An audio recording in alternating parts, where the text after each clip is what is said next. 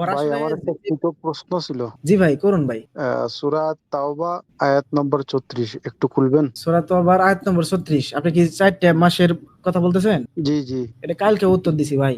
অনেক এটা দিতে দিতে অবস্থা খারাপ। যারা আপনারা হাদিস মানেন আপনারা এটা নিয়ে শুধু পেঁচাইতে আহেন।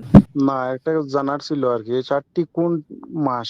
এই দেখেন, একটু পড়ে দেখেন সুন্দর মতে, এই জিনিসটা একটু বুঝবেন। হ্যাঁ, আপনি মানলে আচ্ছা, মানবেন, আমার তো না মানলে নাই। এটা কালকে উত্তর দিছি, আজকেও দিতেছি আপনারে। দেখেন, নিশ্চয় মাসসমূহের গণনা আল্লাহর কাছে 12 মাস আল্লাহর কিতাবে, যেদিন থেকে তিনি আসমান ও জমিন সৃষ্টি করেছেন। অর্থাৎ আসমান ও জমিন সৃষ্টি যেদিন থেকে করছেন, পুরো তখন থেকে আসমান জমিন সৃষ্টির সময় থেকে আল্লাহর কাছে গণনা হইলো 12 মাস, বুঝছেন?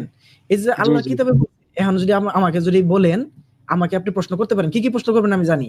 এবং তাছাড়াও আপনারাও যদি কেউ প্রশ্ন করে, আপনি যদি মানে সত্যি যদি সত্যের অনুসন্ধানে হন, তাহলে আপনাকে এই প্রশ্নগুলো করবে যে এই যে আল্লাহর কিতাবে, এখন আমাকে বলবে যে আল্লাহর কিতাব দ্বারা 12 মাস বাই করে দাও।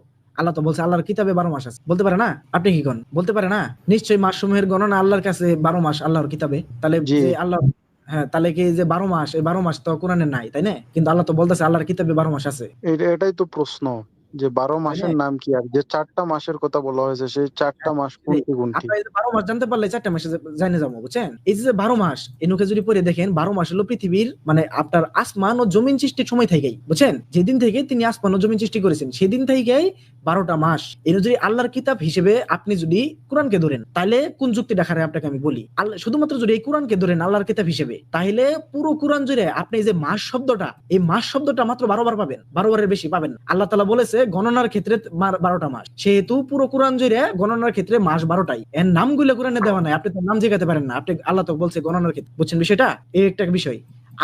আর যদি কেউ মনে করে, কেউ যদি এটা বিশ্বাস করে যে এটা লৌহে মাহফুজের কথার কিতাবের কথা বলা হচ্ছে, লৌহে মাহফুজে আল্লাহ তাআলার একদম সৃষ্টির শুরু থেকে একদম সৃষ্টির শেষ পর্যন্ত সমস্ত কিছু লেখা আছে লৌহে মাহফুজের কিতাবে, আল্লাহ তাআলার কিতাবে।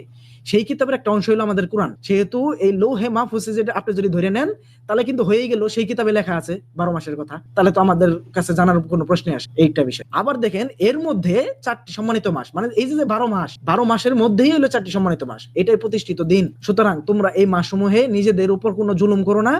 আর তোমরা সকলে মুশরিকদের সাথে লড়াই করো যেমনি ভাবে তারা সকলে তোমাদের সাথে লড়াই করে। আর জেনে রাখো, নিশ্চয়ই আল্লাহ মুত্তাকিদের সাথে আছে। এনুকে যদি আপনি 4টি মাসের নাম গুনতে যান, আপনাকে কোরআনে কোথাও পাবেন না যে 4টি মাসের নাম আছে। আল্লাহ তাআলা কোরআনের কোথাও এই 4টি মাসের নাম উল্লেখ করেন নাই। কেন করেন নাই?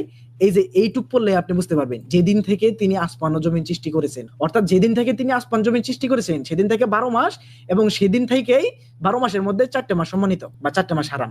এখন এটা প্রচলন হয়ে আসতেছে সেদিন থেকে, যার জন্য আল্লাহ তাআলা জাস্ট অনুমোদন দিয়ে দিচ্ছে। আপনাকে যদি আমি একটা এক্সাম্পল দেই, কালকে ওই এক্সাম্পল দিছি, যে ধরুন যে একটা প্রাইমারি স্কুলে ডেইলি জাতীয় সঙ্গীত পড়া হয়। এখন শিক্ষা মন্ত্রণালয় থেকে লোক এসে বললো তোমাদের জন্য তোমাদের জন্য জাতীয় সঙ্গীত পড়তে দেওয়ার নির্দেশ দেওয়া হলো, তোমরা জাতীয় সঙ্গীত পড়বা ডেইলি। এখন ওরা কিন্তু অলরেডি ডেইলি জাতীয় সঙ্গীত পড়ে, বুঝছেন? কিন্তু তারপরও এটা অনুমোদন দিয়ে গেল যে তোমাদের ডেইলি পড়তে হবে। বিষয়টা হলো এরকম, অলরেডি 4টে মাস পৃথিবীর শুরু থেকেই ছিল, সেহেতু 4টে মাস জাস্ট আল্লাহ তাআলা অনুমোদন দিয়েছেন। এটাই অনুমোদন। কিভাবে দিয়েছেন আপনি আমাকে বলতে পারেন? অনুমোদন এই যে এই কথাটুকু বুঝলেই আমি বুঝতেছি যে আল্লাহ তাআলা অনুমোদন দিয়েছেন, যেহেতু আল্লাহ বলতেছেন আসমান ও জমিন সৃষ্টি থেকেই এই 4টে মাস আছে, তার মানে এটা আগে থেকে প্রতিষ্ঠিত ছিল, আল্লাহ জাস্ট অনুমোদন দিয়ে দিলেন। অনেক কিছুই আমরা করি যা আগে থেকে ছিল, জাস্ট অনুমোদন দিয়ে দিয়েছে, অনেক কিছুই ছিল, বুঝছেন? তেমনি কেউ যদি আবার যদি আপনি হাদিসে যান, হাদিসে 4টে মাসের নাম পাবেন, মুহররম, রজম, আপনার রজব, তারপরে হলো আপনার জুলকদ, জুলহিজ, জিলহজ, এই 4টে মাসের নাম পাবেন। কিন্তু এই 4টা মাসের নাম যে আপনি হাদিস দ্বারা পাচ্ছেন, এই 4টা মাস কিন্তু হিজরি সালের মাস। হিজরি সালের মাসে কিন্তু তৈরি হয়েছে উমর রাদিয়াল্লাহু আনহুর সময়কাল থেকে। হযরত মুহাম্মদ সাল্লাল্লাহু আলাইহি ওয়াসাল্লাম যখন হিজরত করতে, ওই সময়কার দিন থেকে হিজরি মাসকে গণনা করতে মানে করা শুরু হয়েছে। কিন্তু এই গণনা করছে হইলো উমর রাদিয়াল্লাহু আনহু যেদিন, তাও সেটা হযরত মুহাম্মদ সাল্লাল্লাহু আলাইহি ওয়াসাল্লামের মৃত্যুর অনেক বছর পরে। তাহলে একটা প্রশ্ন আসে যে হযরত মুহাম্মদ সাল্লাল্লাহু আলাইহি ওয়াসাল্লাম কিভাবে 4টে মাস মানতো? তখনও 4টে মাসের প্রচলন ছিল, বুঝছেন বিষয়টা? 4টা মাসের প্রচলন সেই পৃথিবীর যুগ থেকেই শুরু হয়ে আসে। এই 4টা মাসেরই জাস্ট আল্লাহ তাআলা অনুমোদন দিয়ে দিয়েছেন।